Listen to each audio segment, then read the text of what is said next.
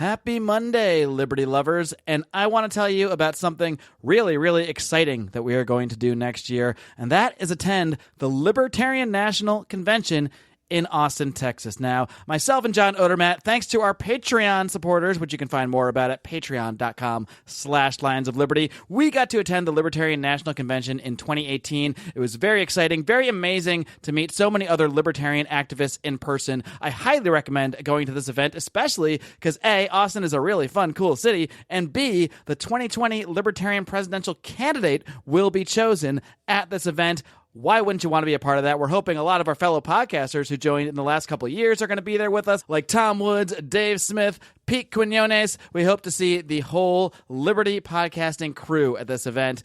And while you're there, you may as well have a say in the outcome. You may as well let your voice be heard. And the only way to do that is to become a delegate to the Libertarian National Convention. And the only way to do that is to join the Libertarian Party. But the great thing about this now is if you join the Libertarian Party right now through our affiliate link, you can do so while supporting your favorite podcast. So head over to lp.org/Lions of Liberty. We hope to see you in Austin in 2020. Welcome to the Lions of Liberty podcast. Here's your host, your guide, your shining beacon of liberty, Marc Clair.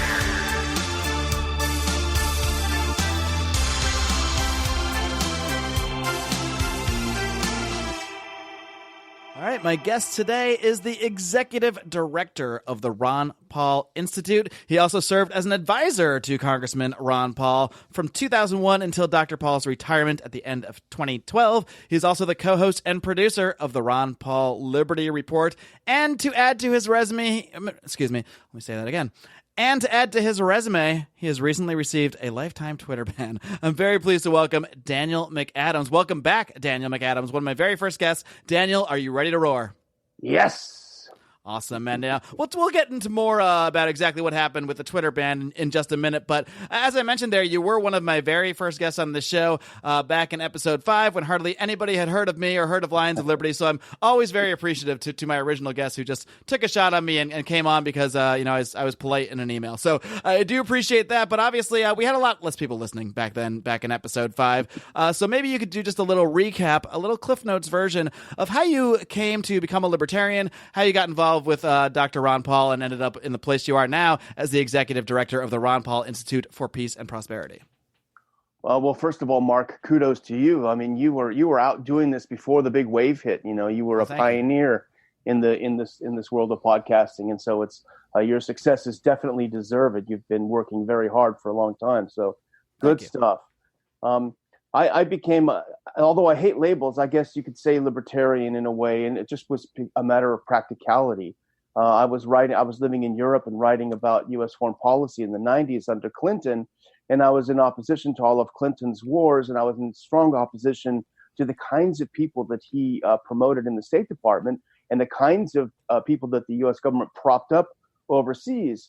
And at the time, I felt sort of a conservative or something of that nature, and I thought, if we could just start supporting some anti-communists, some good guys on the right, everything would be peachy keen.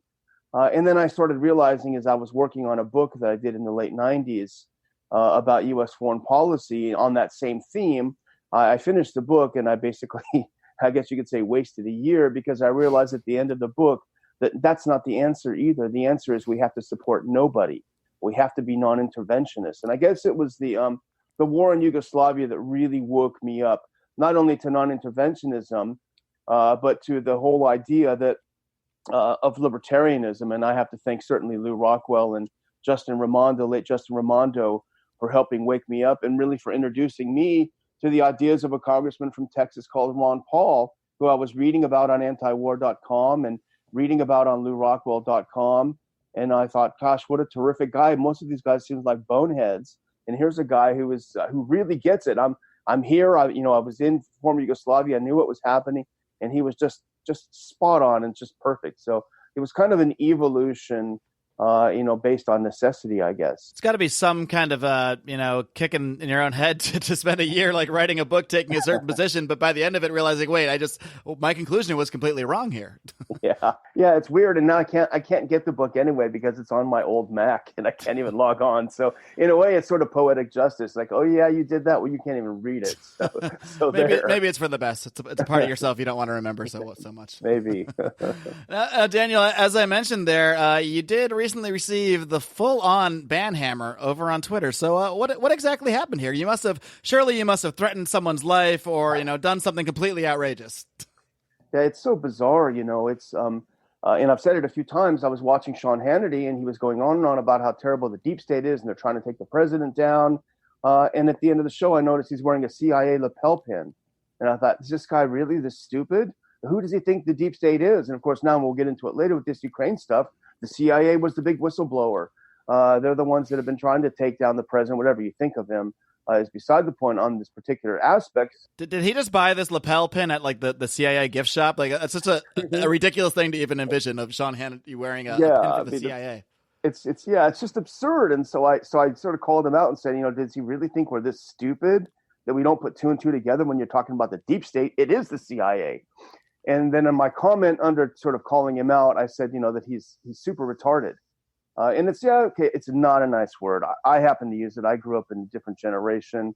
It's like being called a spaz or whatever. It was the kind of thing. When I was a kid too, it was the kind of thing you said to all your friends whenever they did something stupid. And, obviously I could see how some people might be offended by it, but it's not maybe the biggest sin you could commit either, especially when you consider, I'm sure, as you know, if you look on Twitter for that word is used everywhere, every day by everybody. Over, all the time. And, one of my favorite movies is Napoleon Dynamite. I just think it's a really terrific film. And, I guess I sort of identify with that character in a way. I don't know why. So when I say that word, I think of his voice in my head. Right. And so people that don't understand that, they may, obviously there are a lot of offensive words. There are a lot of offensive words on Twitter all the time. Much worse than that, death threats, disgusting things, attacks. So that's pretty minor in the sort of pantheon of nasty things on Twitter. But for that, I was given a ban, and I appealed it, saying that, because the reason they gave me is because you cannot attack someone based on, among other things, their disability. And I said, well, this is illogical because the fact that Henry does not have that disability, you can't attack someone on the basis of a disability that they don't have. Maybe Twitter is claiming he does have that disability that you referenced. Ban themselves. But then you get into this loop where you appeal this decision to not reinstate you, and you get the same notice that you got initially. So there's no. I don't know if it's just sort of a computer loop or if it's someone sitting there hitting, reject over and over again because I've done it 2 or 3 times. It's almost sort of a game. Like, please understand, this makes no sense. Even if anyone is sort of they're in violation of their own terms of service, because it's clearly objectively true that I did not violate the terms of service as they explained them in my suspension notice. It's objectively true. So. And it's not a matter to get so hot under the collar about. It's kind of a goofy thing, but at the end of the day, okay, yeah, I did lose a lot of, what I had been working on. I've been building my brand for what it's worth, sort of a snarky guy with a lot of one-liners, and people enjoyed it, and I had a lot of followers, and I enjoyed sort of being able to snip at the heels of some of these guys like Pompeo, and to criticize U.S. foreign policy in a kind of a sarcastic way. To have a little fun with it. But as far as I know, the entire point of Twitter is to make short, sarcastic comments. It's designed for that. Right. So it is a little bit disappointing, but it also, it sort of suggests a larger issue of the banning of people who don't accept government narratives. And in fact, we just put up a good piece by Kurt Nimmo about how the elites will ban people that don't accept the mainstream narrative. They'll call them white supremacists and all sorts of things that are untrue as a way to silence them. And I think that's really what we are seeing. And when you see social media that is so closely tied to government-funded, quote-unquote, NGOs and other organizations, you get to a point where you really wonder what's going on here.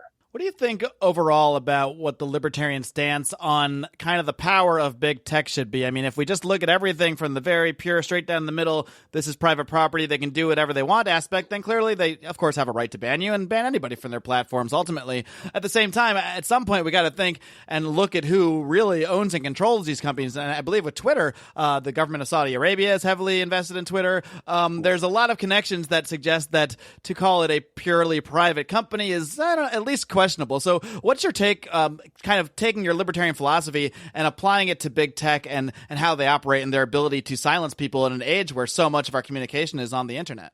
Well, it's interesting what you say about the Saudis, because I've been pretty critical of Saudi Arabia for a long time. So maybe that's who's pushing the buttons. It's a difficult and vexing issue, particularly as someone who doesn't want the state involved in anything, except maybe to protect us from fraud. In a sense, that's sort of what we have here, because this is a fraudulent use of their ability to ban people when those people are banned for political reasons without being in violation of or if the rules aren't applied evenly.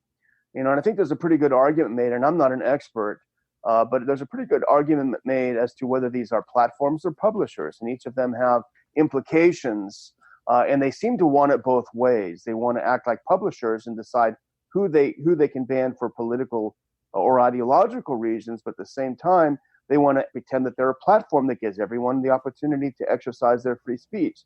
So which one is it? And that's one aspect. And the other aspect that's troubling, and I think we're on pretty safe territory as libertarians, which is to very, very strongly condemn their partnerships with U.S. government-funded entities like the Atlantic Council, the National Endowment for Democracy, the German Marshall Fund. These are all paid with our tax dollars, and they are used by the social media companies to decide who gets banned and who isn't, who is fake news and who isn't. So that's a real problem when our government steals our money and puts tape around our mouth with it. It's I think that's a real problem. Can you speak more about the Atlantic Council specifically? Because that's the one that I believe was actually making specific recommendations to Facebook and such for who they should actually ban. And to realize that an organization like that is directly funded in ways by the U.S. government, I mean, at some point you just have to say, okay, now Facebook basically is the government in some ways. Yeah, I think there's certainly a case for that. And at least the last time I checked, and it's been a while ago, they're very open about their funding. They're very open about how they're funded by the U.S. and other Western governments, how they're funded by NATO, and how they're funded by the U.S. military-industrial complex, which essentially I think is an arm of the U.S. government. All of these weapons manufacturers wouldn't be doing that. They wouldn't be making coffee makers if they weren't making bombs. So you do have these organizations that are in bed with them, and they're openly announcing their partnerships with Facebook, openly announcing their partnerships with Twitter. They're going to they're just going to help us decide what's fake news. Well, if I say something like, hey, I'm pretty skeptical about that chemical attack in Syria back in 2017, they say, oh, he's a conspiracy theorist, fake news, get him out. Right. So, these events of history are subject to discussion. That's the whole point of being a free society. I don't believe what the Washington Post tells me. I'm going to look somewhere else for my info. What the hell is wrong with that? Hey friends, I got to take a quick pause here to tell you about another great libertarian podcast out there. It's called Free Man Beyond the Wall, hosted by the artist formerly known as Mance Rayder, who we now know by his real name, Pete Quinones. And I gotta tell you, Pete is a machine. This guy brings you a new episode of his own every single Monday, Wednesday, and Friday, and he has done some absolutely fantastic in-depth interviews. He's had on everybody from Ron Paul to Thaddeus Russell to Phil Labonte, the lead singer of All That Remains, a very diverse group of guests, not always libertarians. He also did a great show with a Washington, D.C. insider lobbyist revealing a lot of the dirt that goes on behind the scenes in DC. He has done so many interviews that I have just said, darn, I wish I did this one myself. So I really do want to highly recommend checking out Free Man Beyond the Wall. You can find it over at freemanbeyondthewall.com, as well as iTunes, Stitcher, and all those fancy podcatchers out there. Now, Daniel, it's really good timing that I have you on right now. This week particularly, with all that's been coming out with this whole hoopla about Trump and this phone call. And I want to dig into what you know about this, because I have a very cursory understanding of the events as they've been unfolding. I'm a very busy person, as you can imagine, between my actual career and podcasting. So I've seen a bit here and there. But essentially, this all sprung from an earlier scandal, or a different scandal, I guess, involving Joe Biden and his son. So maybe you can kind of lay out the background a little bit, and then we can get into this Trump phone call specifically. Well, actually, it stemmed from an even earlier scandal, Mark, and that's the U.S. coup in Ukraine in 2014. Right. Yeah. And I actually did a whole big show. I will link to my whole episode I did with Scott Horton about that. I'll link to that in today's show notes. But yeah, you can give a brief summary of that as well. Yeah, Scott is great on that issue. You know, the U.S. fomented a coup. They wanted to overthrow, and I won't go into a lot of the details, but a government that they viewed as too pro-Russia. They wanted to suck them into the orbit of the EU and the United States. And so they fomented a coup. We know it was a coup because we saw the State Department people on the ground. We heard the phone call of Victoria Nuland telling exactly what kind of government and who we want to populate each one of these ministries once we get rid of this guy. We know for a fact it was a coup because we have their roadmap. So that's what started it. But the one thing that people don't realize, Mark, and it's true certainly here, is that these coups are always about corruption. Yes, after this coup, the new government that the U.S. put in power gave us a very sweetheart deal to the son of the vice president of the United States. Here's a guy who's a ne'er-do-well. The poor guy, okay, he's got substance abuse problems, whatever. He's kicked out of the military, can't seem to get his life together. That happens. But here's a guy that all of a sudden gets a $50,000 a month seat on the board of a natural gas company in Ukraine, and he has no idea. He doesn't even know what natural gas is. Yeah, he has no experience that would suggest that he was remotely qualified for that role or a $600,000 salary. Except his dad, who's the vice president, and he set up, and it's probably worth a lot of money. He set up meetings. He's briefed his dad. Hey, Dad, this is what's going on there, et cetera, et cetera. So that certainly is, it smacks of corruption. And then Biden, who can't keep his foot out of his mouth, is openly bragging earlier this year at a CFR event about how he called up the prosecutor general in Ukraine and said, you better, he told the president of Ukraine, you better fire that prosecutor general or you're not going to get $1 billion in loan guarantees from the U.S. Well, that prosecutor just happened to be investigating the corruption of his son and his son's company. So, it's pretty obvious here what's going on.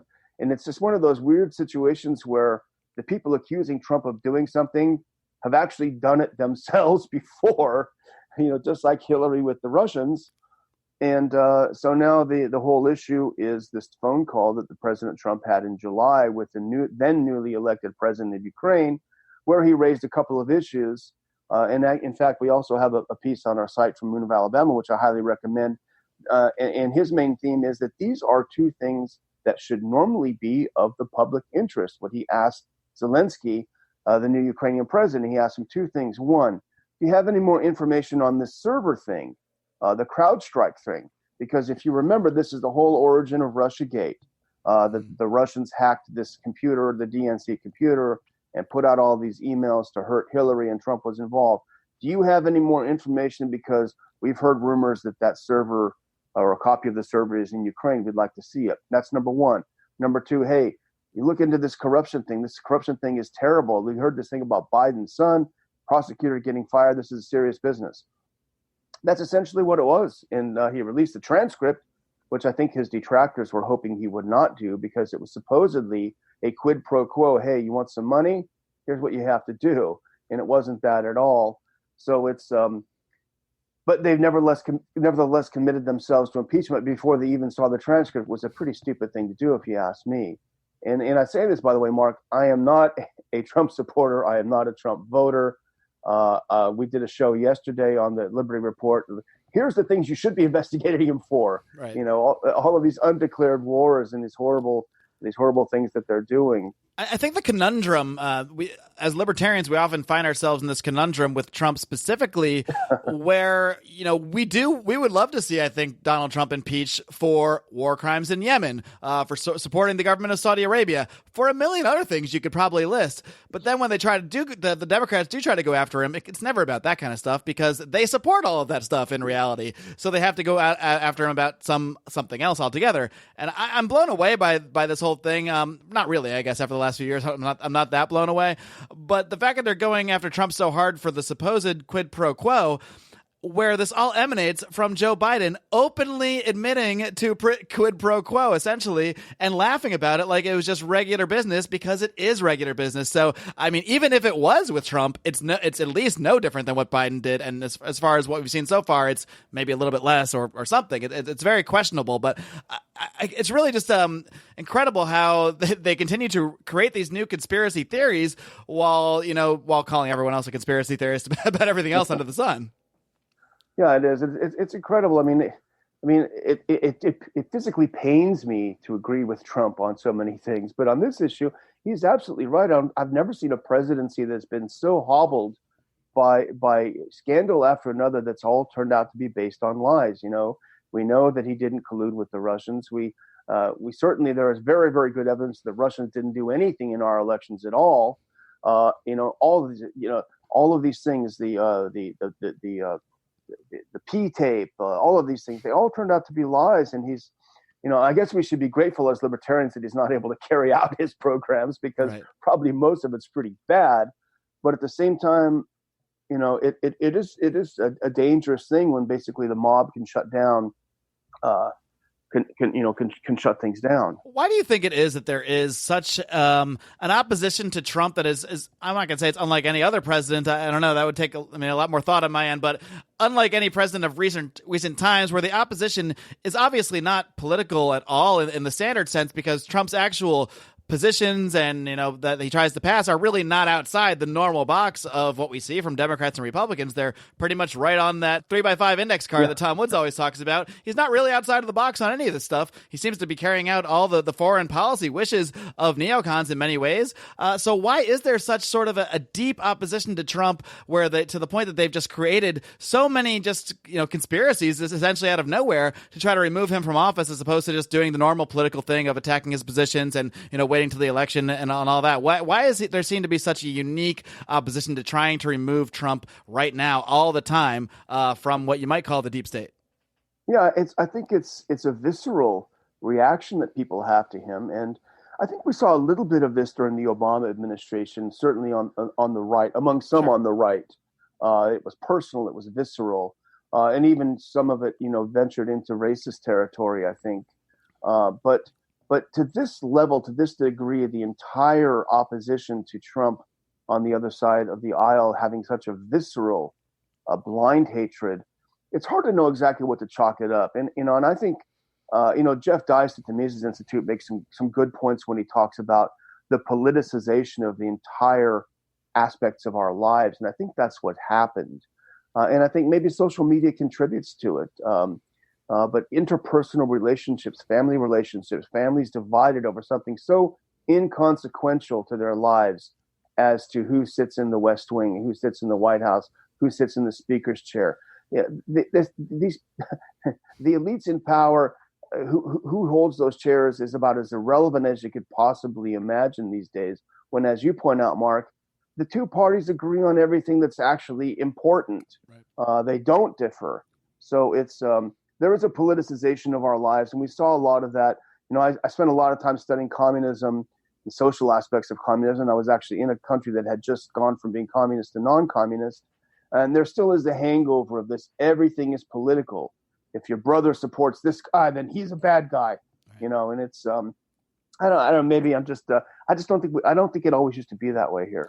Yeah, maybe it's in some ways it's just sort of been the evolution of politics over the last decade or 15 years. And when you combine it with this perfect storm of social media and sort of making our brains react differently, literally changing our brains in many ways, and then you take that soup and you throw the big meat of Donald Trump into that pot, and the thing just explodes because, if anybody's going to exasperate social media and that sort of thing, I mean, it's Trump, because no one does it better than Trump when it comes to lighting people off and, setting off his opposition, shoring up his base. I mean, he's sort of a master at it in the sense of just the politics, not talking about the policies involved whatsoever. So maybe this is just, I think it's almost scarier to think that this is just where politics is now. It's almost it would be more of a relief to think, well, this is just because of Trump and he makes everybody crazy, and once we're past him, things will go back to normal. But maybe that's not the case. Maybe this is the new normal, which is a little bit more frightening. It is. And I think the Ron Paul campaign pioneered the use of the internet as a tool to punch above your weight, at least in terms of how the mainstream media views you. And Donald Trump has certainly harnessed social media in a way that's unprecedented to speak to his people, to his followers, and he's able to contact them and communicate with him in a gut level that they understand. And for better or worse, he's very good at it. And even when I find myself repulsed, I'm still astonished sometimes at how well he reads his followers. And that's something that the Democrats have not been able to do. And the other Republicans he shared the stage with were not able to do. They were all using the wooden language of not saying anything. And here comes this big bull bursting through, saying all sorts of things. And sadly, now that he was president, he hasn't followed through with a lot of them, particularly on foreign policy. Right. But it was a breath of fresh air. Do you have a sense, there's really no way to quantify this, but like you said, Trump did speak a lot about ending wars, bringing troops home, as many successful presidential candidates always do on the campaign trail. It's just once they get into office that things change. It does seem he did kind of want to, make some moves in Afghanistan and bring troops home and stopping them from going to Syria, at least in the beginning of his run, but then we saw more and more neocons seep into his administration. Thankfully, Bolton is gone, but it doesn't seem like he's being replaced by anyone that much better. We have Pompeo in there. How much do you think that Trump kind of does have that instinct of wanting to end wars? Maybe even if it's just from his business background and seeing this is a waste of money. I'll take it any way I can get it, as opposed to, and then maybe like how much he's been influenced by the neocons, as opposed to how much maybe he was always full of shit like every other president has been. Yeah, that's tough to say. I think his instinct is to not start new wars, and that, as you say, that may just be self-preservation. He knows how unpopular the wars have been. He knows how popular he became when he opposed the wars. But there's this false sense that the experts are the ones that you see in the think tanks in D.C. These are the real experts, and those happen to all be neocons, failed former political figures, people whose lifeblood is interventionism, because the think tanks are funded by the military-industrial complex. The military-industrial complex makes billions of dollars off of war. So you're not going to bite the hand that feeds you. And, I was on a debate with Scott Horton and a couple of other folks a couple of weeks ago, and Scott made the great point that there is a solid bench of realists that may not be exactly non-interventionists as we are, but there's a solid bench of realists that the president could have drawn from. He could have picked someone like Doug McGregor to be his national security advisor. He could have picked someone like Flint Leverett, a good conservative with extensive knowledge of the Middle East and a realist perspective. There are so many good people he could have chose, but unfortunately, not only the first tiers, but the second and third tiers have been populated by neoconservatives that have a messianic Trotskyite worldview that I would argue is very anti-American. At this point, it seems it's almost impossible to detangle the neoconservative influence from the office of the president, no matter who's in there. It does, and these are the so-called adults in the room. It's amazing. Can you imagine any other profession where people who get something wrong every single time are still promoted? Only in Washington, every single recommendation they make backfires spectacularly. Yet somehow they're still considered the experts. Imagine if your doctor was like that, it kept cutting off the wrong limbs or something. Oops, sorry, let's try another one. Wrong kidney. It's good thing you got two. It's malpractice, and that's what it is. And that's, but it's, unfortunately, I stupidly picked foreign policy as my career because as a non-interventionist, you spend your whole time saying, don't, stop, don't, right. And so what are you for? I'm for not doing something, not for doing something. Well, that's a good segue into a couple different subjects that have been in the news this year that I kind of want to dig into. One of them is what's going on in Venezuela with Maduro, who's many are calling a dictator. Some are saying he was legitimately elected. Some are saying he wasn't. Either way, if you're against the state, my opinion is who really cares? But either way, I'm kind of curious on your stance of, I think one debate I often see, especially among libertarians, there are some libertarians who, just want to see Maduro gone because, they feel that having this Guaido guy in there will at least lead to freer elections and maybe a more libertarian or more free result. Whereas others would just say, well, look, you can have an opinion about what you might like to see happen there, but to actually support them is really supporting the neocon agenda and supporting the CIA, who is possibly associated with Guaido. You can comment on that if you want. I guess I'm really curious, though, how you feel the influence of NGOs and the American government, sanctions and that sort of thing, how much that has influenced the rise of socialism in Venezuela, as opposed to simply just, Maduro himself and Chavez himself and the people that are putting these policies in place for their own purposes. Well, there certainly is a history of U.S. meddling in Latin America in favor of the elites, and those elites benefit greatly from their relationship with Washington, and those elites don't care much about the rest of the population. I think that's, we've seen that through history. We've seen, a history of bloody coups. There's nobody better than Jacob Hornberger that talks about things like we've done in Guatemala and elsewhere. So we're not really promoting liberty when we do that. And there certainly will be a reaction. There will be a backlash. There will be among the population. I think that's what Chavez represented, a backlash against this kind of attitude that the U.S. has, this paternalistic attitude toward Latin America. It'll have a reaction. And instead of doing something that would mitigate that reaction, the U.S. government does something that actually exacerbates it. We start adding sanctions. We start isolating these people that we want to get rid of. And this just, of course, rallies. And there's no one better than Chavez, a very charismatic leader. It just rallies the people behind him. And he uses these leaders use these things to bolster their support, as we kind of do sometimes even with Trump, and his detractors are so bad. And even though we can't stand the guy, you find yourselves defending him. And that's certainly true with countries who have things like national pride involved. So it's just another example where U.S. foreign policy action has the exact opposite effect from what its stated purpose is. But as to the argument that just getting rid of this guy and putting in our guy is going to make things move in a libertarian direction. Well, yeah, history doesn't back that idea up very much. They said the same thing about the Maidan in Ukraine, and they got a government 1,000 times worse. They said the same thing. Not a lot of libertarians, but libertarians said the same thing about Libya. Get rid of this dictator, give them their democracy. That's definitely worse. Yeah, it's definitely worse. So if there's any place where it's worked, where things have gotten better after the U.S. gets involved in overthrows, then I would like to see it, because I haven't seen it anywhere. And let's not forget, the people that are harnessing the massive power and money of our government to overthrow governments overseas are themselves not libertarians. They're anti-libertarians. So, if an anti-libertarian can foment a libertarian coup overseas, I'd be happy to see it. But it just doesn't work that way in the real world. And I know this is a long-winded one, Mark, but there's one other thing that I would like to point out. Sure. And that is the fact that we cannot know the intricacies of societies thousands of miles away. Right. Americans don't know the history. They don't know the language for the most part of these places. They don't understand the character of the people, of where they are in this sort of social evolutionary cycle.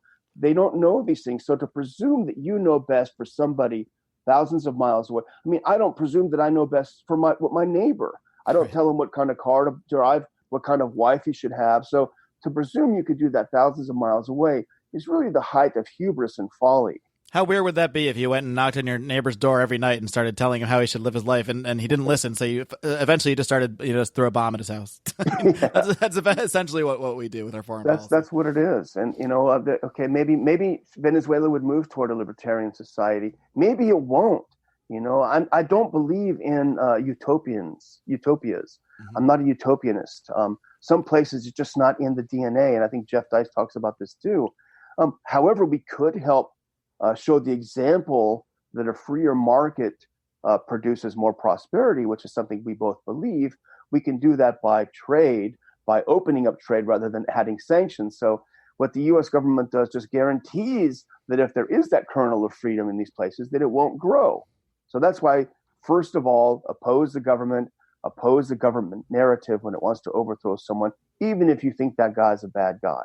I also want to talk a little bit about what has been going on in Hong Kong with the protest there. I think in many ways on the surface, you might see them holding up an American flag, and you might see them asking for a Second Amendment and think, well, this is definitely a pro-freedom revolution, something we should support. But I also see a lot of information come out about, like you're an expert on, these NGOs and how they've been heavily involved in fomenting things there. So it really is conflicting when you look at it from a libertarian point of view, because I want to root for people fighting for freedom, but then I see possible involvement from NGOs, which we know are linked to the CIA, and it really gets a little bit confusing. It's like, what am I even supposed to believe here? So what's your take on that whole situation? Well, I love seeing people fighting for freedom, but I wish they do it a little closer to home. We still have, they want to make the Freedom Act permanent. They want to make surveillance of our phone calls permanent. And, that's what animates me a lot more than something happening in Hong Kong. But it's no conspiracy theory that the U.S. government has been bankrolling the opposition, the anti-Beijing opposition in Hong Kong, because we've seen the receipts. USAID and the National Endowment for Democracy have openly stated how much money they've given them over the years, and the NGOs affiliated with these people. So they certainly are U.S. government-funded entities and supported entities. We've seen the pictures of them meeting with U.S. Embassy personnel, consular officers in Hong Kong. So they're guided. And when they come over here, who do they meet with? They meet with Pence. They meet with Pompeo. To show me anywhere else where this would happen if you're just some opposition, you're some kid opposition leader, it doesn't happen. Right. So the U.S. government is in favor of this happening. And that's why I reject the narrative, because I reject the U.S. government intervening overseas in any way, shape, or form. But the real issue, can you imagine if the Chinese funded a political movement in the United States determined to overthrow our current political order and system, funded by the Chinese? Say you and I were the head of it, Mark. We were living well off Chinese money. Every few months we go over to China to get some training in how to do it better, how to use social media to overthrow. We take photos with the head of Chinese intelligence, and we're all happy. And exactly. So what would happen? And how would we feel? I mean, I would be ticked off just as a citizen if I knew that was happening, because I don't like it. But how would the U.S. government react to something like that? And we used violence, Mark. You and I were over there busting up subway trains and stuff in D.C. or something. Forget about it. It's not going to be accepted. So it reminds me of that old Ron Paul speech where he says, imagine if we had Chinese troops that were setting up bases all throughout Texas and occupied all of Texas. I mean, how would we feel? We would feel like we got invaded. So, I mean, you have to sometimes look at things from the other point of view. Yeah. And so that's the case. So I'm very skeptical about it. I don't buy the narrative. There's a lot of complicated things. And I'm not a China expert, but there's, I've read some interesting things about how the importance of Hong Kong has diminished as mainland China has accelerated in its economic development, and there are some tensions there. Who knows? But all I know is that I'm not going to. This is Lou Rockwell talking. I'm not going to agree with the government on who the Hitler of the week is. I'm just not going to buy that game. Daniel, as you know, you guys at RPI, you often receive criticisms for your foreign policy views, but sometimes from places you might not expect, like from other libertarians. So I'm sure you've heard all of this stuff before, but sometimes you'll hear things like, well, at RPI, they're just supporting dictators, or you'll just hear that, oh, they're paid for by Russia because you have appeared on Russia Today on RT. What are your just overall responses to the concept that when you oppose something the U.S. government does, or you go on a TV station that is, funded by an opposing government, that you are, I guess, being genuine, that you are not just doing this as a shill of some foreign government or a shill of Russia? What is your just overall response to this idea that the RPI is some secret shill group for dictators around the world, which seems like a strange way for them to go about things, but, that's just me. Yeah, I would just show them our bank account. It doesn't and pay where well is all that money? Yeah. No, it's really the lowest form of commentary when you can't really debate the actual issues. Why do I go on RT? Because RT will let me say what I want to say. They'll let me argue for non-interventionism, which I do at every opportunity. I get to argue for libertarianism. I have never gotten called by the U.S. mainstream media. Well, very rarely have I been called, and a couple of times I've been called And I had a pre-interview where I talked about libertarian things, and they said, thanks, but no thanks. So, will I preach it anywhere with some exceptions? If some crazy, Nazi site, called me up, I wouldn't go on, of course. Sure. But within reason, I'll preach I'll preach it wherever I can, and I get a platform, or I can talk about the things that are important to us, and hopefully influencing people. So you're damn right I will. As to the idea that, you're just a Saddam lover because you don't want to go into Iraq. Well, how did that work out? And they do the same thing over and over again. Oh, you just love Gaddafi. Oh, you just love Assad. Over and over again. It's tiresome. But the fact of the matter is, find me one line where Ron Paul, in the entire history of his 40-year political career, has ever said, gosh, I really like that Saddam Hussein. I think we should keep him in power. That's just not, obviously just not what it's about. It's interesting because if you went on, say, MSNBC with an anti-war, non-interventionist method, I think everyone, at least in the libertarian community, would be pretty thrilled that you got at MSNBC and got to this huge audience with this message. But you could easily say, well, look at MSNBC. They have a history of supporting wars around the seas, wars overseas, a history of supporting all these tyrannical things that the U.S. government has done over the years. How could you ever go on such a network? You can make this exact same argument. The fact is, if you're getting the message to more people, that's really what's important. It's really should be about the message, should be the criticisms. Now, so if the message is bad, well, that's one thing to talk about. But, in terms of the medium itself, if you can get to millions of people with a great message, I think you got to do that. And let's talk about why the U.S. mainstream media refuses to allow someone who's against war, who's not a radical lefty. Why can't we have a voice in the media? Why don't they want to hear from us? That's a real problem, because they say we have the freest media around. Okay, they won't let us on their mainstream. Well, we're going to start our alternative sites, our independent news sites. Well, those get kicked off of platforms because they're fake news, they're unsubstantiated. I was just looking at, there was one fact checker organization, just out of curiosity, I entered Ron Paul Institute in, and they said, first of all, they said we were far right, which is hilarious. We have Dennis Kucinich on our board. And then they said that we're steeped in conspiracy theories. We don't even believe that Assad gassed his own people. So therefore, we're not a credible source of news. So if you try to found your own alternatives, the sort of the punk rock ethos, I'll start my own band, even if I can't play, then you're still frozen out. So what is it about this message of peace, of liberty, of non-intervention? Why is it so dangerous? Well, as Dr. Paul says over and over, you can't stop, all the armies of the world can't stop an idea whose time has come. And that's why I think we're still continuing, to appeal to people.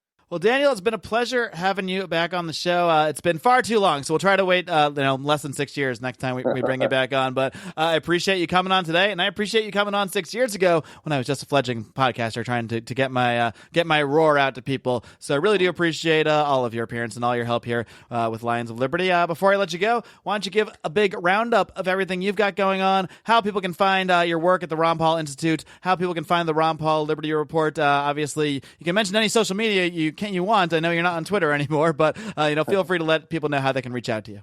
Well, the Ron Paul Institute is still on Twitter, thankfully, and that's just where people post the articles we put up. But ronpaulinstitute.org is our website, and we try to just kind of tell you the 3 or 4 articles that you need to read each day. And a lot of them we do write ourselves. Ron Paul Liberty Report is broadcast noon Eastern time live on YouTube at Ron Paul Liberty Report every day. We'd love to see people come to our conferences. We have a conference in Washington every year. We try to do a spring conference. We're actually working with the Mises Institute, doing a conference here in Lake Jackson, Texas, the great metropolis of Lake Jackson, Texas, coming up in November. I think the details are on Mises.org for that one. So, come out and see us, watch us, subscribe to our YouTube, and pass it around. All right, Daniel McAdams, thanks so much for coming back on. Keep up the great work. Keep on roaring. Thank you, Mark. Roar. All right, kids, I hope you enjoyed my conversation today with Daniel McAdams of the Ron Paul Institute, one of my very first guests. So it's so great to circle back. My gosh, about 6 years later, that is mind-blowing. I do want to mention, if you didn't hear it, if somehow you missed it, I was on the Tom Woods Show last week. How exciting is that. Tom Wood started his podcast around the same time I did, and we talked about that in the podcast. Of course, he came out swinging, doing 5 days a week, and already being Tom Woods, who so many libertarians already knew so well. But, I've stuck around too, and I've persevered, and we are still here, mostly thanks to you. Well, entirely thanks to you. And without listeners, we're not doing this anymore. That's a fact. I can tell you right now, if the numbers stayed where they were for my first episode, which was like 40 downloads, we'd probably still not be doing this. So thank you to all of you who have listened to the show over the years. Of course, as you know, it's not just me here on Mondays on the flagship Lions of Liberty podcast. This is, of course, the 419th edition, which means you can find today's show notes at lionsofliberty.com/Lions of Liberty. But I also brought some friends along here, including Brian McWilliams, who hits you right in the face with the back of his hand, usually. That's a metaphor. Don't be too afraid. When he hits you with his weekly shot of comedy, culture, and liberty on Electric Liberty Land. And sometimes he includes a little song, a little ditty like he did last week. And I'm not going to say any more. You just got to go click back and listen to it. You don't want to miss the show, man. And then, of course, perhaps the most important show we have here in many ways, Felony Friday, hosted by John Odermatt, where he takes a hard-hitting look at the broken criminal justice system. And last week, they did a great roundtable. It was a criminal justice forum that John was able to attend with Larry Sharp, Amaj Toure, amongst others. And it was just a great time. Almost a 2-hour show, so a lot longer than you're used to, but it's worth every minute. You can just let that puppy roll and hear all about the amazing work being done by so many libertarian activists and others in the criminal justice community. So be sure to check that out. All you gotta do is hit that subscribe button and you get all this stuff for free. How wonderful. And of course, if you do not want it to be free, that is okay. We have an option for that too. You can support us on Patreon at patreon.com/Lions of Liberty. Thanks to Patreon, we've been able to go to PorkFest, go to the Libertarian National Convention. Of course, I'm planning to do that again in 2020, and we're also able to produce the documentary And Live Free with the help of our good friend Dan Smots from Goulash Films. You can view that. It's only 15 minutes long, guys. You can view that over at lionsofliberty.com/live free. We made a nice, easy URL for you there. No excuse not to watch it unless you just hate us. And if you hate us, why are you still listening 45 minutes into the show? That makes no sense. Did you fall asleep? Wake up! Wake up, Punchy! Anyway, folks, thank you for tuning in. I hope you enjoyed my conversation with Daniel McAdams. I certainly did. Tune in next week for more fun and liberty coming from me. And tune in this coming Wednesday, of course, with Brian on Electric Liberty Land. Until next time, kids, live long and live free.